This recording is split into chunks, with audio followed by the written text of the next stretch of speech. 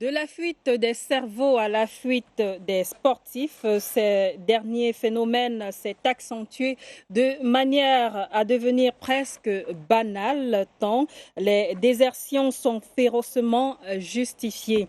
Les compétitions internationales sont-elles devenues un moyen de migrer, voire de changer de vie? La toile a de nouveau été encensée ces derniers jours par le regret de Eko Karishma. La joueuse aurait claqué la porte de la Coupe d'Afrique des Nations de handball qui se déroule en ce moment à Kinshasa, en République démocratique du Congo. Les arguments sont émis ça et là pour éclairer cet acte à la fin qui n'étonne plus personne.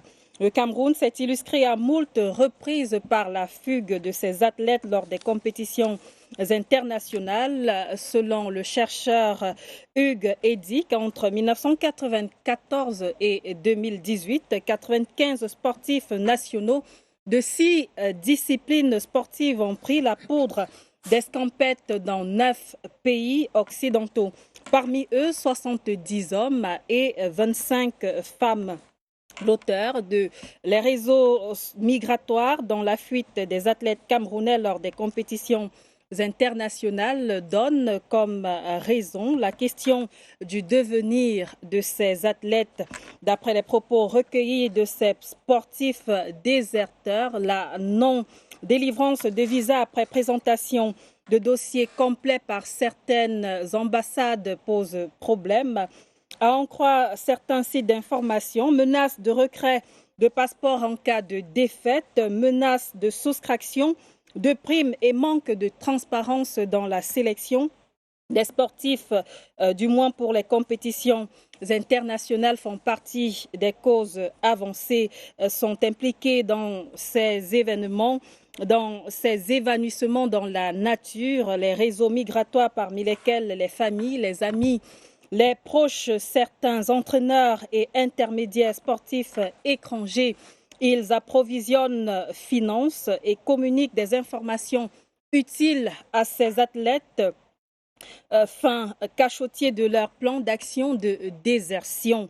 Mais il faut relever que le Cameroun n'a pas l'apanage des désertions d'athlètes lors des compétitions internationales. Le phénomène remonterait aux années 1950. En pleine guerre froide, entre autres faits, tous les joueurs du club de football Dresden, Friedrichstadt, vice-champion de la République démocratique d'Allemagne, ont déserté à l'ouest de l'Allemagne après la fin de la première saison.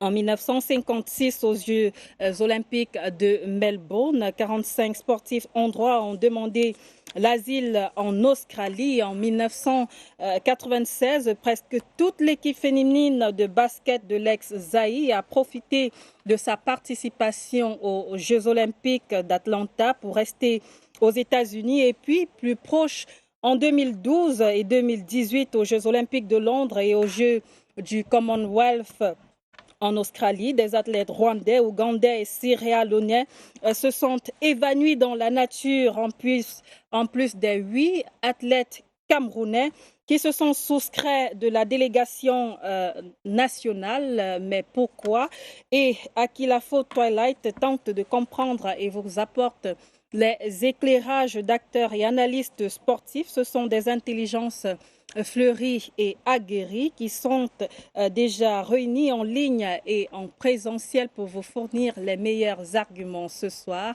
Bonsoir et bienvenue. Une pause et on se retrouve bien installé.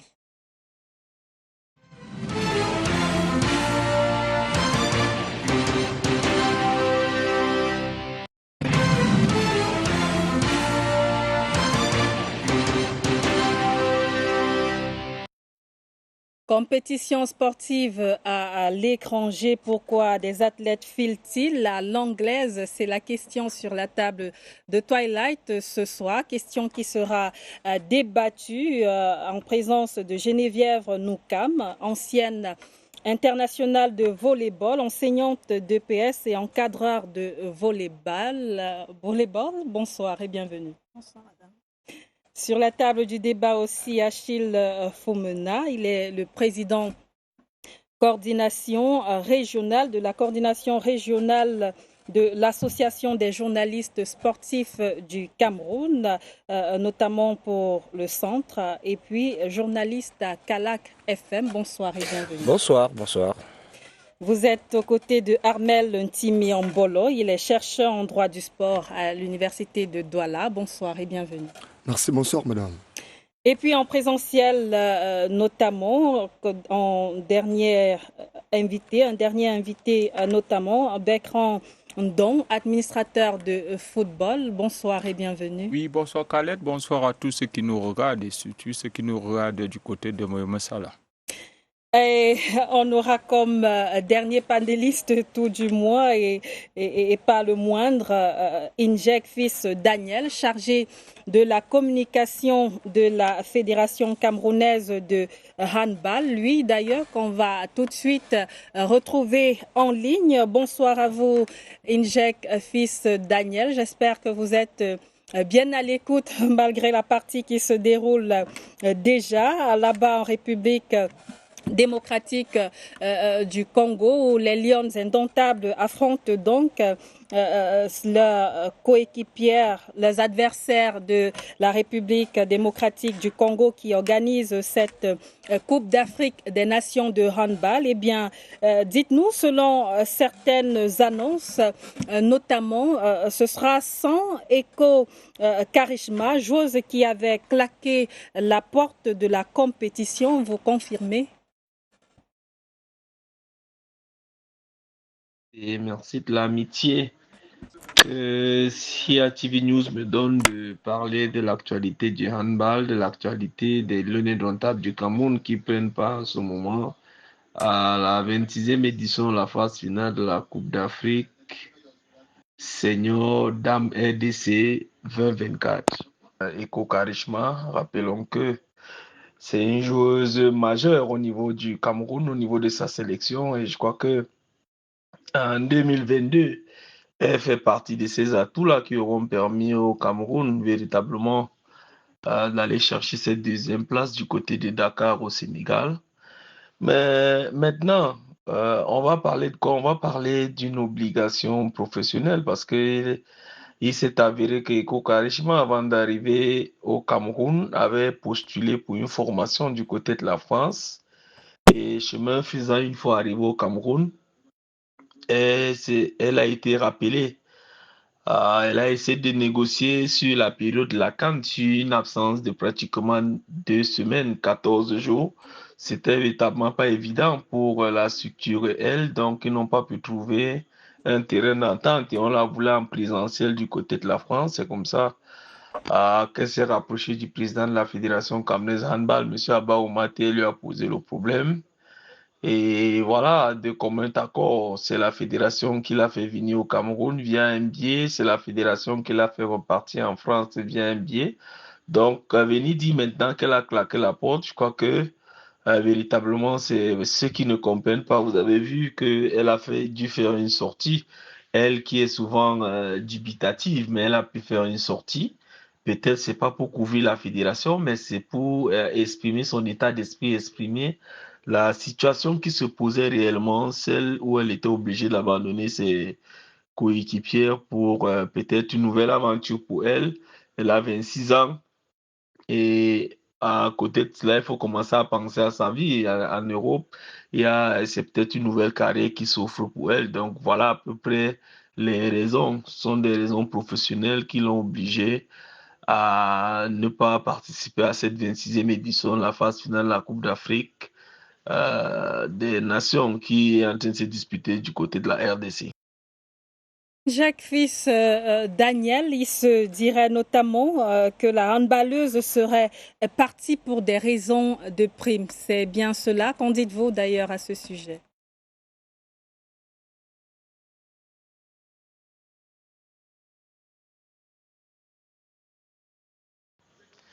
Moi, je crois que la situation que nous vivons maintenant, on a vécu pratiquement la même situation au dernier championnat du monde. Les Lyonnaises ont fait le déplacement de la Scandinavie. Elles n'avaient pas un copec dans la poche. Mais la fédération leur a tenu un discours, les a dit exactement ce qu'elles devaient gagner. Et je crois que On est allé en Scandinavie. Peut-être beaucoup de médias n'ont pas relayé ça, mais le Cameroun a réussi pour la première fois à rentrer dans la phase principale des championnats du monde. Donc aujourd'hui, le Cameroun doit normalement et logiquement être classé parmi les 20 meilleures nations, parmi les 20 meilleures nations au monde. De handball, c'est pas rien. Et finalement, lorsque les moyens ont été disponibles, après les démarches de la Fédération camerounaise de handball, toutes les joueurs sont rentrées en possession de leur dû et sont rentrées en possession de leur prime. Donc, elles connaissent véritablement que ce qui est dit par la fédération se réalise toujours. Et donc, c'est des situations comme ça qui peuvent arriver. Peut-être cette fois, elles nous ont poussé à l'extrême, mais elles connaissent véritablement que la fédération, dans sa démarche, dans sa stratégie, ne lâche rien.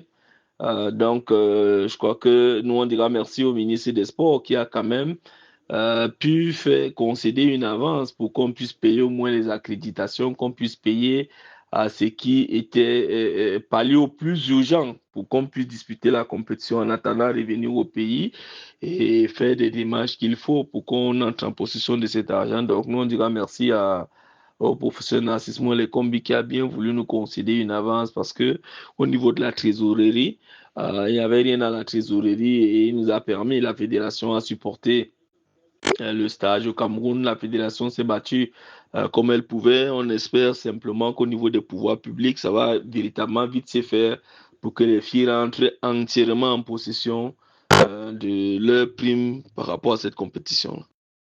Mais la partie qui se déroule en ce moment, Injek Fils Daniel, est hautement serrée entre la République démocratique du Congo et le Cameroun. Les handballeuses, dites-nous comment est-ce qu'elles vont, cette équipe qui évolue en ce moment sur le terrain, donc face à la République démocratique du Congo?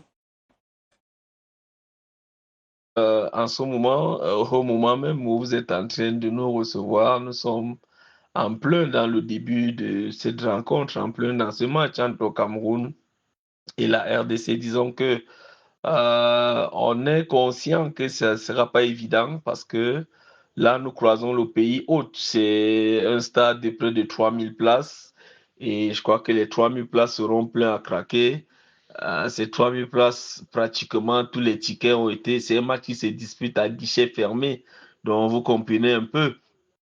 Et ça fait que dernièrement, le Cameroun a perdu aux Jeux africains face à cette même formation de la RDC. Il est question aujourd'hui de redorer le blason, de sauver l'honneur, bien que du côté de la RDC, cette formation s'est renforcée dans certains compartiments stratégiques avec les binationales.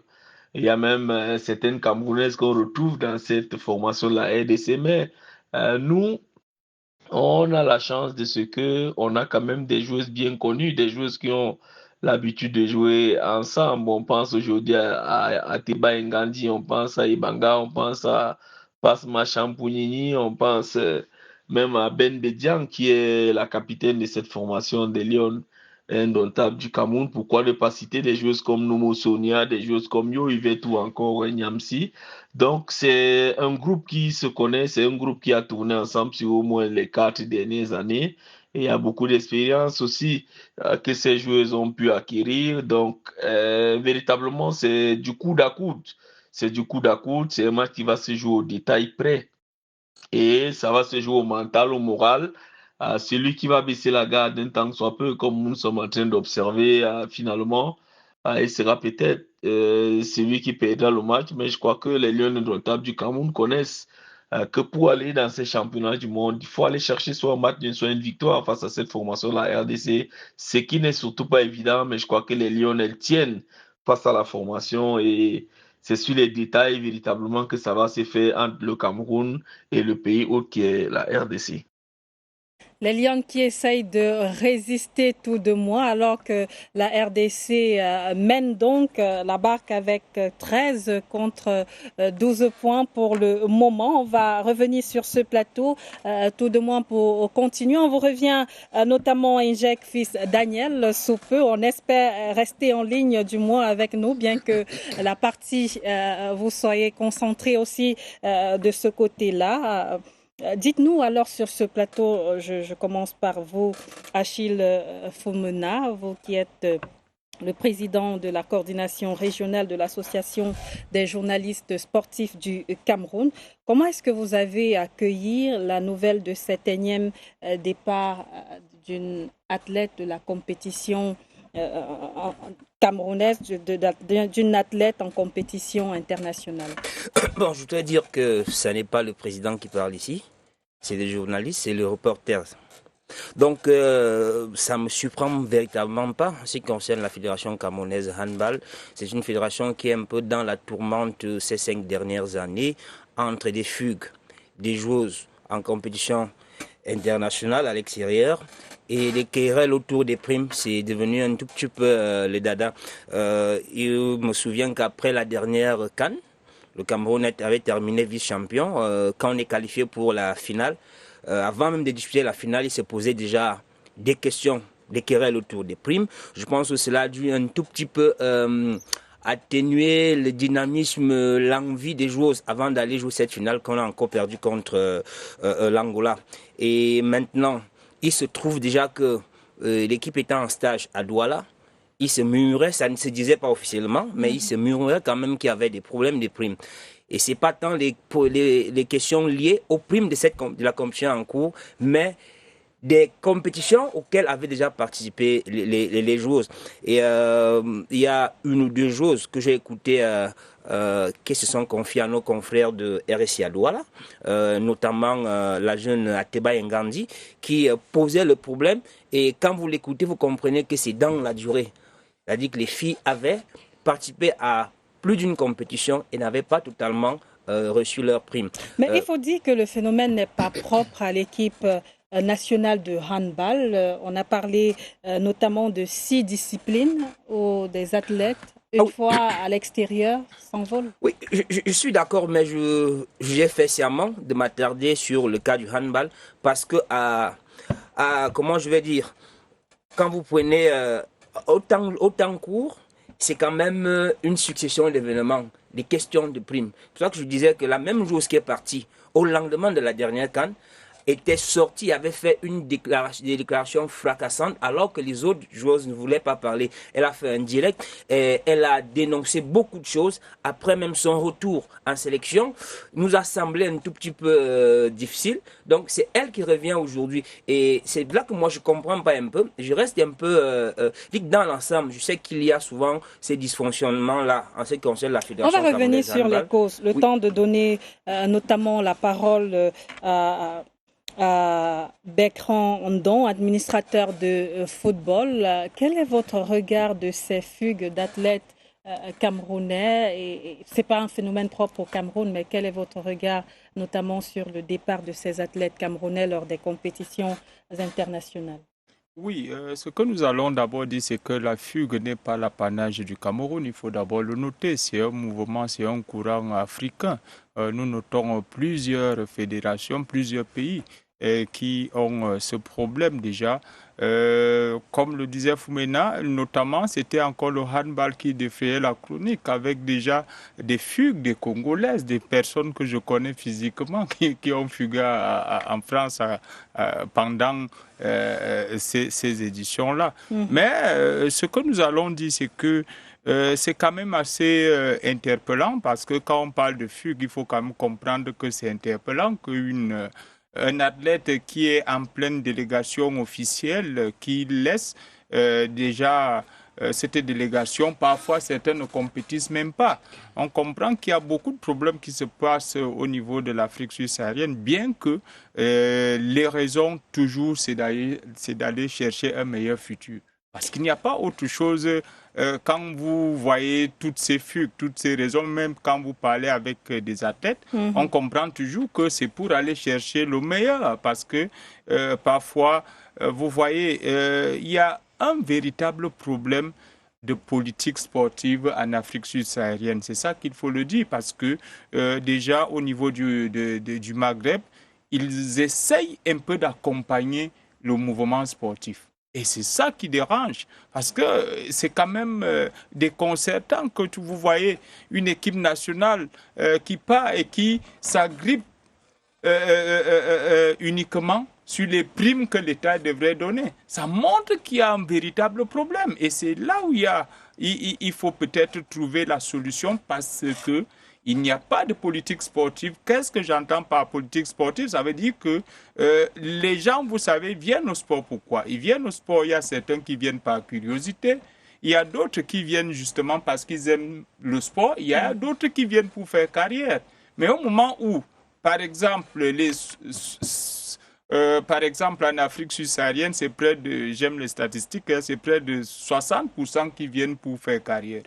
Donc, vous voyez que les curieux sont peut-être 20% et ceux qui viennent se divertir sont peut-être 15%. Vous voyez donc cette grande majorité qui vient faire carrière, quand ils ne peuvent pas se retrouver dans ce qu'ils sont en train de faire, ça devient un véritable problème.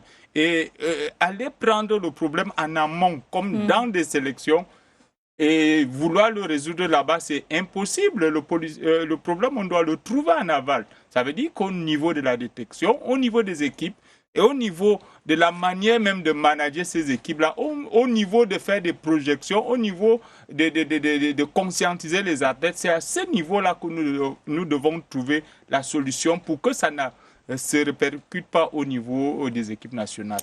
Alors, Geneviève Nonkam, vous êtes ancienne internationale de volleyball. Pourquoi vous n'êtes pas partie?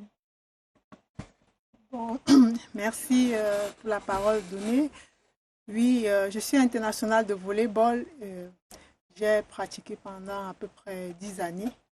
Mais je ne suis pas partie parce que, déjà, sur le plan intellectuel, j'avais des études que je poursuivais ici au Cameroun. Et j'avais une autre façon de voir les choses qui étaient différentes.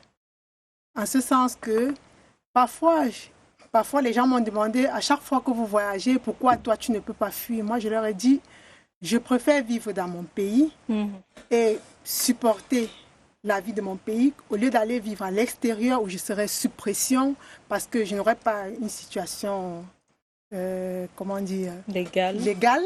Et à chaque fois, il faudra fuir la police. Tu n'es pas sûr que tu vas rencontrer un club. Parce qu'il faut que je vous dise que la majorité des gens qui fuient, je prends le cas du volleyball par exemple, la majorité des coéquipiers qui ont eu à fuir, beaucoup ne continuent plus dans la discipline. Vous allez voir, on va vous dire l'année qui suit, elle a fait un enfant, elle cherche un mariage, elle fait un boulot. Ce n'est plus du volleyball qu'elle le fait. Donc, elles sont obligées de chercher une reconversion pour pouvoir gagner leur vie, pour pouvoir avoir une situation régulière. Donc, moi, j'ai préféré rester au pays et me battre. J'ai eu mon concours de l'INJS, je suis sortie, aujourd'hui, je suis enseignante. Et c'est dans cette optique-là que je conseille mes jeunes frères et sœurs que j'encadre régulièrement. Toujours dans cette discipline-là, le volleyball. Alors, Armel Ntimi Ombolo, vous êtes chercheur en droit du sport à l'université de Douala. Qu'est-ce que ces différentes fugues vous suggèrent comme analyse? Merci déjà, madame. Mais il faut déjà louer le patriotisme de la dame qui a décidé de défendre les couleurs du pays, de l'État du Cameroun. Mais on peut être gêné de toute façon. Gêné par les éléments évoqués par le communicant de la FECAAN. Déjà, ça va permettre de taire certains débats qui, on espère, déjà étaient en très grande montée. Est-ce qu'elle a fugué? Est-ce qu'elle est partie d'elle-même? Quelles sont les raisons pour lesquelles elle est partie? Mais on peut se questionner au-delà de ce cas spécifique, parce que le thème il est global, il est générique. En réalité, nous nous situons dans un divorce auto partagé. Divorce auto partagé parce qu'on peut questionner tous les acteurs sportifs. On peut questionner les fédérations sportives. On peut questionner les sportifs, les athlètes en eux-mêmes, même comme on peut questionner les politiques publiques. Lorsque vous écoutez un communicant d'une fédération camerounaise qui vous dit qu'avant d'aller à une compétition internationale, la fédération en question n'avait même pas un compète, on peut se questionner là-dessus également.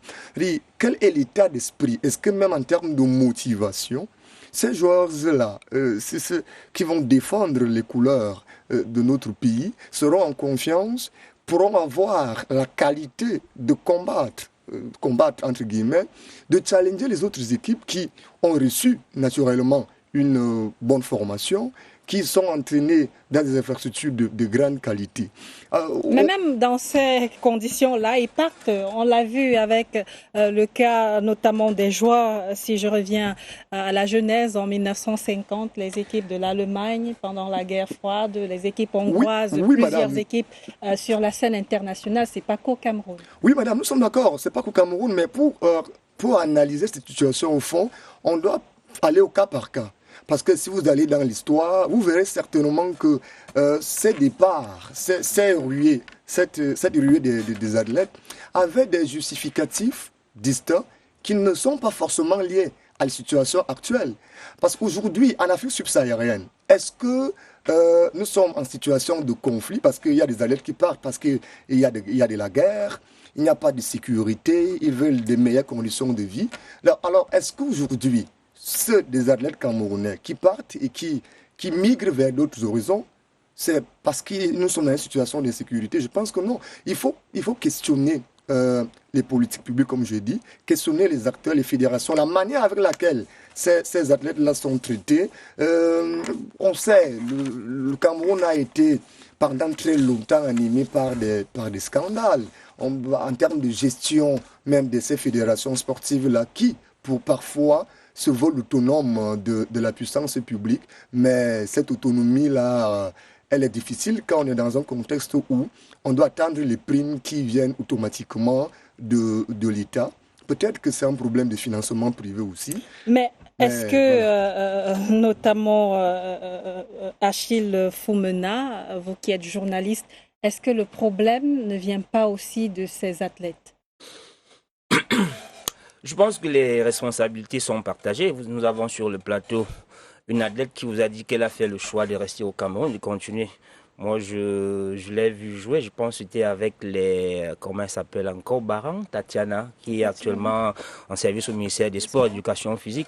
Donc, tout dépend aussi de ce que vous recevez comme éducation à la maison. Il y a des gens qui... Et sans vous couper, puisque les analystes parlent notamment des familles qui sont impliquées notamment dans le financement de ces départs et de ces nouvelles vies. Justement, et ça peut s'expliquer parce qu'à un moment, avant, nous, on concevait le sport comme une activité juste pour l'entertainment, pour le loisir. Après, on a compris que à travers le sport, on peut nourrir une famille. À travers le sport, on peut se faire sa vie. Ça fait que maintenant, les familles ont cette pression. Quand vous avez un enfant qui commence à montrer certaines ressources dans une discipline, ce que vous voulez, c'est qu'il sorte et qu'il a gagné beaucoup d'argent ailleurs. Pourquoi? Parce qu'on se rend compte que sur place, il n'y a pas de projet, il n'y a pas de projection, il n'y a pas de... On n'offre pas à l'athlète un projet de carrière. Ça fait que quand il vient, il joue et à la première occasion ou de l'autre côté, on lui offre un projet de carrière et qu'elle comprend que je peux sortir, aller jouer d'abord, c'est-à-dire que me donner du plaisir en pratiquant le sport que j'ai choisi et par la suite gagner de l'argent pour aider ma famille qui est restée au Cameroun. Ça devient une motivation et autour de là, il s'est construit ce que j'appelle une certaine industrie Bertrand dont on sait davantage avec ce qu'on appelle les managers qui aussi poussent les jeunes athlètes à sortir comme ça parce qu'eux, ils cherchent, ils sont appâtés par le gain, c'est de l'argent qu'ils veulent gagner. Donc, je suis d'accord. Mais est-ce que le football ou alors toutes ces autres disciplines, boxe, haltérophilie, nage notamment, on a parlé aussi du football, il y a aussi des athlètes notamment de cette discipline-là, notamment pour ne citer que ce cas, l'équipe féminine de football, Grusil Ngako, qui a donc pris la poudre d'escampette en Écosse aux Jeux olympiques, notamment en 2012. Est-ce que toutes ces disciplines ne sont pas finalement des voies? Elles ne devraient pas être des voies de sortie parce que quand on parle de voies de sportifs, de passage ici, il s'agit maintenant de quelque chose qui se passe dans l'informel. Dans l'informel, parce que très souvent, il faut interroger quand ils sortent de quelle manière et comment ils se retrouvent là-bas. Pour la plupart, et à une forte proportion, dès qu'ils ont réussi à sortir du Cameroun, arriver de l'autre côté, vous n'avez même plus la possibilité de jouer parce que vous êtes dans la clandestinité. C'est un problème. Mais je crois qu'ici, c'est plus le contexte social. On est dans un cadre où la vie n'est pas facile. Et dès qu'on s'est rendu compte qu'avec son talent, on peut rapidement sortir et aller chez l'extérieur devient forcément cette Eldorado où dès lors vous allez sortir. Et c'est pourquoi, parce que là-bas, il y a un cadre, les choses sont bien organisées de telle sorte que dès que vous arrivez et que vous êtes dans les standards, vous êtes en règle, facilement vous vivez de ce que vous produisez. Par contre, ici, c'est difficile. Peut-être en football, ils ne fuguent pas, mais il y a des footballeurs camerounais qui sortent du Cameroun pour aller jouer en Éthiopie, pour aller jouer en Tanzanie, pour aller jouer dans des pays où, quand il faut faire le classement des nations de football en Afrique, ils viennent loin derrière le Cameroun, mais parce que là-bas, ils ont compris qu'il faut une bonne organisation sur le terrain et ça paye bien. Donc, je pense que c'est lié au contexte. Et maintenant, c'est à nous d'apprendre de ces situations-là, parce qu'au-delà de tout, ceux qui sortent sont très souvent nos meilleurs talents. Vous avez par exemple en athlétisme Auriel Ndogmo, qui est partie ici, elle est devenue portugaise. Non, mais celle-là, elle a changé de nationalité. Oui, alors. Mais elle n'a pas fugué. Non, je ne parle pas de fugue. Elle est partie. Les fugues, même à ce moment, c'est un peu résiduel. Tout cela part de ce qu'au niveau international, on permet déjà aux athlètes de pouvoir changer de nationalité, ayant déjà compétit avec d'autres nationalités. Là-bas, si Auriel reste au Cameroun, en tout cas, elle mesure ce qu'elle gagne avec ce qu'on lui propose au Portugal et ça ne va pas. Je vous pose la question à vous, Bekrandon, administrateur de football. Est-ce que ces athlètes-là vivent tellement mal au Cameroun, comme on peut le dire, notamment sur ce plateau? C'est une réponse un peu difficile à dire. Qu'est-ce que ça veut dire vivre mal? C'est très ambivalent. Parce que moi, je connais mon oncle au village. Et il n'arrivait jamais à Saint-Mérima et il était très à l'aise. Il est mort heureux. Vous voyez déjà. Donc, ça dépend de ce qu'on appelle vivre heureux. Ça dépend de ça. Et ce que je voudrais vous dire, c'est que le véritable problème, comme moi je suis en train de vous dire, c'est qu'il manque de politique sportive. Par exemple, vous voyez la dame qui est là, je l'admire beaucoup et je sais que je travaille beaucoup avec les sportifs et j'ai toujours vu que les handballeuses, les volleyeuses, elles ont toujours cette facilité-là, non seulement d'aller, de faire de très bonnes études, mais de s'enrôler très vite à l'INJS ou bien, oui, beaucoup plus dans ce secteur-là, si bien que c'est des joueuses très difficiles à pouvoir sortir de leur monde. Bon, bien sûr qu'il y a aussi d'autres qui ne sont pas dans ces couloirs-là, qui veulent aller chercher fortune. Je vous ai dit qu'il faut traiter le problème à la base. Qu'est-ce que j'entends par le problème à la base? Ça veut dire que quand un enfant commence à faire un sport, on doit lui montrer les perspectives. Il doit savoir qu'à un certain moment, si peut-être moi je ne deviens pas professeur ou bien si je ne deviens pas entraîneur, voilà ce que je peux faire. Et ce sport, s'il peut m'accompagner, c'est à ce moment-là. Et je vous dis que venir résoudre le problème au niveau des équipes nationales est trop tard. Ça ne peut pas tenir. On aura toujours des gens qui vont fuguer. Pourquoi? Parce que vous allez voir dans les statistiques que nous avons, ce que vous avez cité, les 95, je vous dis qu'actuellement nous sommes à 135 sportifs. Mais il y a 3 ordres de fuite. Il y a les fugues, comme nous avons dit, ça veut dire que quelqu'un est dans une équipe nationale, dans une délégation, il part. Il y a les fuites, comme le disait Foumena, ça veut dire que quelqu'un voit qu'il n'est pas considéré au Cameroun comme joueur. Par exemple, moi je prends dans mon domaine de football. Il va partout, on ne lui donne pas une opportunité. Et puis voilà, on lui dit que non, les gens comme toi peuvent réussir au Congo. Qu'est-ce qu'il va faire? Il va partir au Congo, ça c'est une fuite. Et il y a d'autres encore qui changent de nationalité comme nous avons vu. Ça veut dire qu'une personne, par exemple, il y a un cas très patent de notre coureur, il s'appelle qui? Le récent là. Essémé, voilà. Vous voyez ce qui se passe avec Essémé. Essémé, c'est un très bon athlète qu'on a découvert aux Jeux Olympiques. Voilà, pour pouvoir qu'on a découvert aux Jeux universitaires, je voudrais dire. Et maintenant, pour pouvoir s'entraîner normalement, il est obligé de migrer pour aller s'entraîner au Sénégal. Non, ce n'est plus le Sénégal, il se trouve maintenant au Portugal. Vous voyez très bien qu'il trouve des conditions d'entraînement qui sont meilleures. Il trouve même quelque chose, on lui propose quelque chose qu'il ne peut pas obtenir au Cameroun. Et c'est ça qui fait aussi le problème au niveau des Jeux Olympiques. Parce que si on vous dit que si tu es par exemple portugais ou bien si tu es français, si tu gagnes une médaille d'or, tu auras 20 millions d'euros.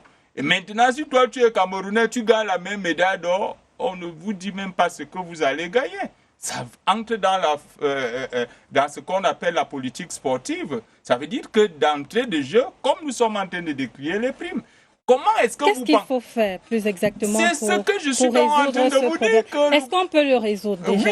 oui, le problème peut se résoudre. Le problème peut se résoudre. Pourquoi est-ce que je dis que ça peut se résoudre? Il faudrait d'abord avoir une volonté politique. Je le dis toujours. Par exemple, le sport devrait être, on devait le mettre, disons, l'opposer sur certaines choses. Vous voyez, tous ces gens qui partent, en Europe, le sport est posé sur les municipalités.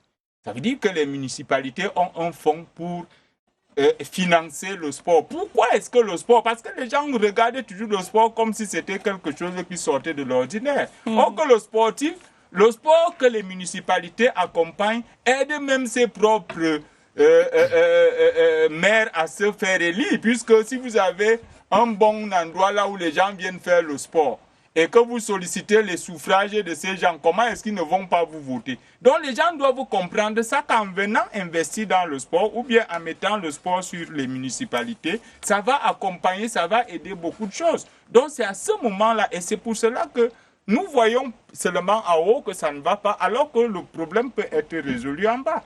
Je peux vous parler du cas du football, là où on dit que quelqu'un doit avoir un salaire de 200 000. Et maintenant, il marque ses 5 Mais dans buts. le football, apparemment, ils n'en partent pas beaucoup. Non, il y a une autre fuite. Il y a une C'est autre laquelle? fuite. Elle est beaucoup plus considérable. Elle n'est pas sauvage comme celle que vous voyez, excusez-moi le terme, hein, dans les autres sports. Mais elle est beaucoup plus, je dirais, intelligente. Ça veut dire qu'on voit un petit qui joue bien, on lui dit non, ton futur ne peut pas être bien ici, il faudrait plutôt que vous partez dans un autre pays, là où vous serez mieux valorisé. Et tout le monde cherche le bonheur. Il est obligé d'investir beaucoup d'argent pour se retrouver peut-être dans un endroit là où il pourra avoir le triple de ce qu'on lui dit. Ça, c'est au football. Alors, je vous propose encore de retourner en ligne avec Daniel Fils Injek. J'espère que vous avez quelques minutes encore à nous accorder, Daniel. Est-ce que vous pensez que dans cet état d'esprit, ces filles peuvent aller loin dans cette compétition, la Coupe d'Afrique des Nations qui se déroule en ce moment en République démocratique du Congo?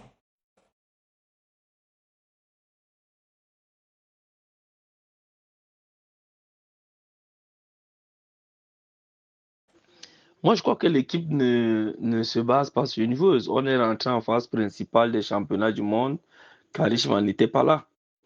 Karishma a eu une situation pareille et au dernier moment, elle devait rejoindre l'équipe à Reims où l'équipe était en stage pour les championnats du monde et n'a pas pu faire le déplacement. Mais on est allé avec ces joueuses qui évoluent au Cameroun, qui évoluent au Congo, qui évoluent à l'étranger et on a réussi ce pari-là. Donc pour cette édition, moi je crois que vous savez, il y a souvent des fausses notes comme ça à l'entame de la compétition. Les filles, elles restent gonflées à bloc, elles sont concentrées à faire ce qu'elles ont à faire leur job. Donc ici, là, c'est des situations où je crois que le coach Magala et son staff s'étaient déjà préparés à cela. Vous savez que on a fait pratiquement plus de mois, pratiquement un mois et demi, pourquoi pas 2 mois de stage avec des joueuses locales, avec certaines joueuses qui évoluent par exemple au Congo et que les professionnels sont arrivés pratiquement à la dernière minute, mais comme elles se connaissent. Donc, moi, je pense pas ici que l'absence du joueuse peut nous empêcher de gagner cette compétition, mais c'est une compétition qui sera véritablement relevée. Vous avez vu les premiers résultats. Je crois que ici, d'abord, l'objectif qu'on doit se donner, c'est d'aller chercher l'une des 4 places qualificatives pour les championnats du monde. Et maintenant, si, pourquoi pas, parce que du côté de l'Angola, c'est pratiquement une équipe remaniée, c'est une équipe rajeunie à 45, 50, pourquoi pas 55%. Donc, c'est plus l'orgue qu'on connaissait, c'est plus une foudre de guerre, ils sont en pleine transition et je crois que les Lions indomptables du Cameroun, pour ce qui est de cette édition, peuvent aller chercher cette formation. Ça va d'abord se décider en phase de poule. Quel sera le résultat, comment on va devoir se comporter, bien qu'il ne va pas falloir forcer parce qu'ici, il faut aller chercher une place honorable pour attaquer le deuxième tour véritablement étant lucide pour ne pas puiser dans ses réserves avant que d'entamer cette deuxième phase. Donc, il faut jouer match après match, il faut essayer d'économiser, il faut essayer de gérer pour avoir une certaine énergie positive en arrivant au second tour parce que c'est là où les hostilités vont véritablement démarrer. Merci Daniel Fissingek. De retour sur ce plateau notamment, est-ce qu'il n'y a finalement pas d'avantage à jouer pour les équipes locales au national de manière à rester? Je vous pose la question, Geneviève Renoucan. Merci. Je dirais que c'est vrai que le pays est difficile, mais c'est pas l'enfer non plus.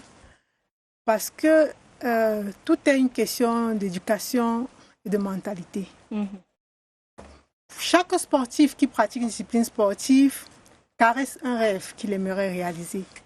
Et à chaque fois qu'il a l'opportunité de le faire, il n'hésite pas. Donc moi, je pense pour ma part que être au Cameroun et réaliser son rêve, c'est possible. C'est possible. C'est pas, nos jeunes frères et sœurs sportifs doivent comprendre que ce n'est pas seulement par la fugue qu'on peut immigrer à l'étranger. On peut le faire de manière claire, avoir tous ces papiers et arriver et mener la belle vie qu'on l'a toujours souhaité. J'ai des coéquipiers qui sont allés sous contrat professionnel, qui ont rempli toutes les conditions et qui vivent bien, qui vivent de la pratique de cette discipline, qui continuent à le faire et des contrats qui se renouvellent au jour le jour, année après année. D'autres immigrent même dans d'autres pays ou signent d'autres contrats qui sont même encore plus juteux que celui qui les a amenés en Europe et elles gagnent leur vie normalement. Ce n'est pas toujours par la fugue que les choses doivent se faire. Je vous pose la même question. Vous pensez qu'il n'y a pas d'avantage à jouer pour les équipes locales ou nationales de manière notamment à gagner sa vie en restant au pays? Oui, permettez-moi, madame, avant de répondre à cette question de revenir sur ce qu'a dit l'administrateur de sport. Très vite. Lorsqu'il estimait qu'il n'y avait pas de politique de sport. Peut-être que c'est l'implémentation de cette politique de sport-là qui n'est pas très bonne. Parce que la politique de sport fait partie de la politique de la nation. Et la politique de la nation, elle est définie par le chef de l'État. L'article 5 alinéa 1 de la Constitution nous le fait comprendre. Mais maintenant, même si les fédérations sportives qui revendiquent de plus en plus leur autonomie veulent implémenter une certaine politique qui est fixée par les organisations sportives internationales, il faut comprendre qu'on doit faire avec les structures qui sont à même de nous accompagner. Et ces structures sont l'État, d'abord, qui, en termes de financement, a déboursé d'énormes sommes. Nous maîtrisons ce que l'État dépense en termes de subventions. C'est peut-être pour moi aussi une occasion d'inviter les collectivités territoriales décentralisées à mettre de la main sur la pâte. On a au Parlement une loi sur la fiscalité locale, il y aura des ressources locales qui seront sans doute accentuées. Il faudrait aussi revigorer donc ce côté sportif parce que le législateur de 2019 portant Code général des collectivités territoriales décentralisées a donné une responsabilité énorme aux collectivités territoriales décentralisées en matière de développement de l'activité sportive. Pour revenir à votre question, j'aimerais dire à la dame ancienne internationale qu'on ne doit pas se tromper sur le fait que nous ne sommes plus dans l'olympisme de Jean-Pierre de Coubertin. L'activité sportive aujourd'hui a intégré d'autres dimensions, des dimensions économiques importantes. Nous sommes en réalité dans la marchandisation de l'activité sportive. Et dire aujourd'hui à certaines personnes, à certains athlètes, de ne pas croire à l'existence des métiers de sport, de ne pas pouvoir vivre décemment de l'activité sportive qui est menée, c'est un peu difficile. Vous pensez qu'ils ne vivent pas décemment? C'est un peu difficile. Ce que j'ai envie de dire, c'est le discours selon lequel on peut ne pas avoir des primes, on peut s'en sortir facilement, et à mon avis, un discours très facile. Moi, ce que je pense pour sortir de cette zone d'ombre, c'est que tous les acteurs doivent s'interroger. Tout à l'heure, je vous ai dit, c'est un divorce autant partagé. En termes de politique publique, lorsque vous lisez la loi de 2018 portant promotion des activités physiques et sportives, notamment l'article 22, vous voyez quelles sont les tâches qui sont attribuées à l'État, aux collectivités territoriales décentralisées. Je ne sais pas si parmi les coéquipiers qu'elle a cités, combien ont un suivi médical pendant et après la carrière. Je ne sais pas si elle peut comprendre que tout le monde n'aura pas peut-être la grâce d'intégrer l'INGS et que pour qu'on puisse conserver au niveau national nos athlètes, parce que lorsque vous parlez de fuite, tout à l'heure, je suis d'accord avec mes prédécesseurs. La fuite, ce n'est pas seulement aller en compétition internationale et abandonner le groupe. La fuite, c'est aussi vouloir partir par tous les moyens, même par la mer, pour aller chercher l'Eldorado. Alors, qu'est-ce qu'il faut? Il faut non seulement que les politiques publiques matérialisent les actions qui ont été posées par la loi de 2018, que les collectivités territoriales décentralisées prennent le pas. Il faudrait que les fédérations sportives elles-mêmes s'interrogent sur la manière avec laquelle elles sont organisées, sur la manière avec laquelle elles sont managées, parce qu'on maîtrise les scandales là-bas, et les athlètes aussi. Parce que vous avez vu... Pour sortir, madame.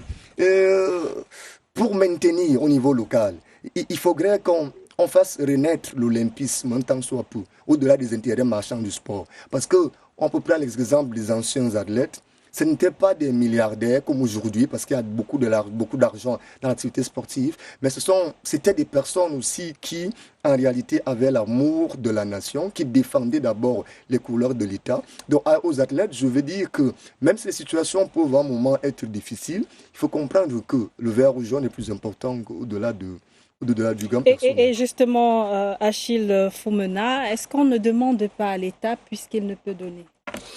Bon, demander à l'État puisqu'il ne peut donner, je ne pense pas.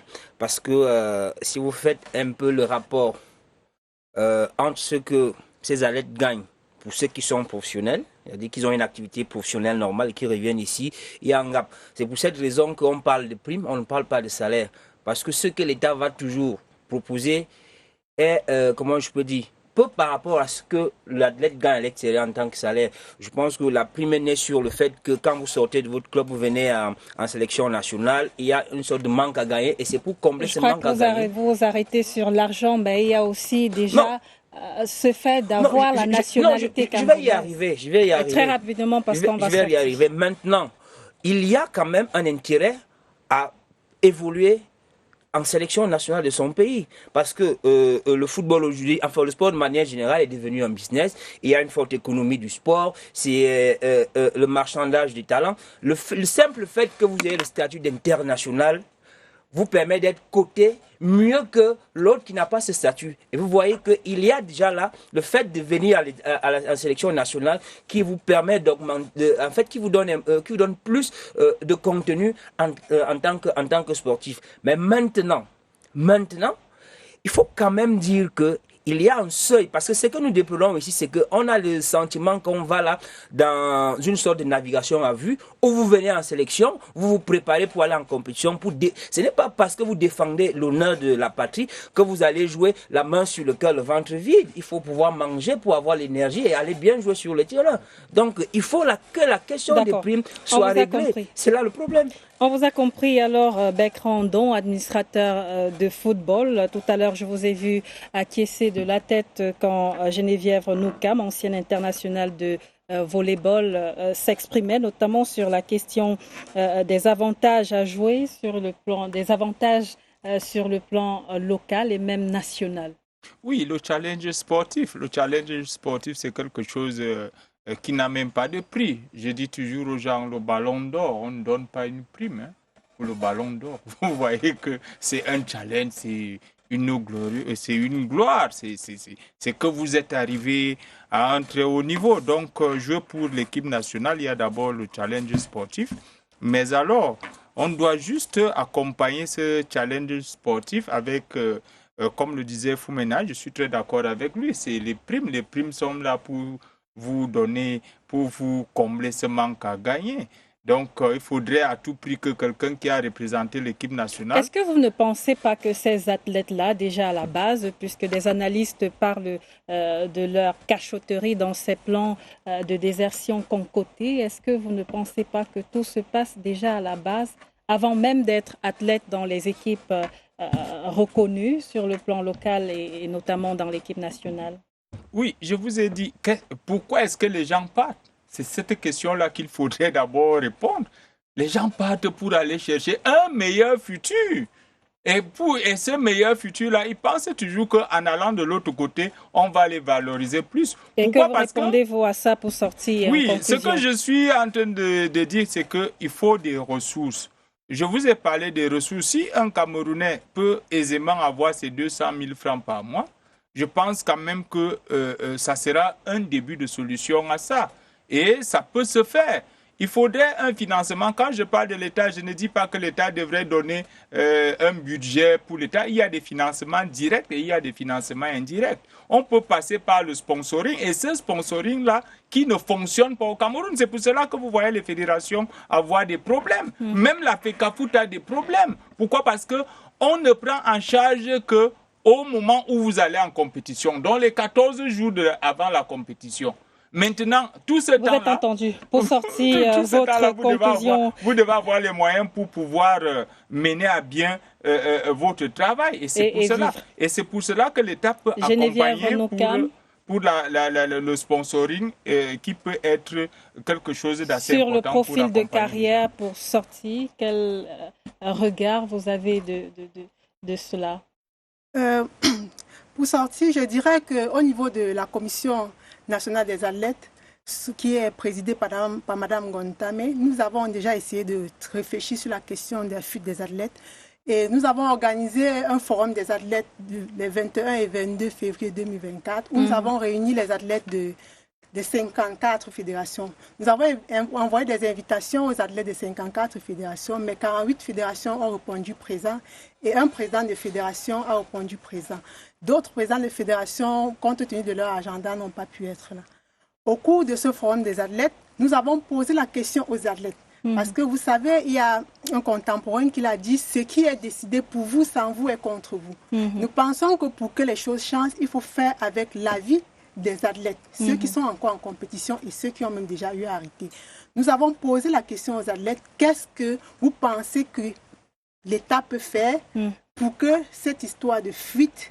Qu'ont-ils répondu très rapidement? Ils ont répondu en 17 points, et je pourrais citer quelques points. Ils ont demandé qu'il faudrait implémenter une véritable politique du sport-études au Cameroun afin de scolariser les athlètes, afin que la scolarisation des athlètes soit effective pour une meilleure reconversion. Oui. Ils ont répondu que il faut une mise en place effective de la commission nationale du sport de haut niveau. Oui. Ils ont répondu qu'il faut sensibiliser les dirigeants sportifs sur la bonne gouvernance et la gestion des rémunérations des sportifs.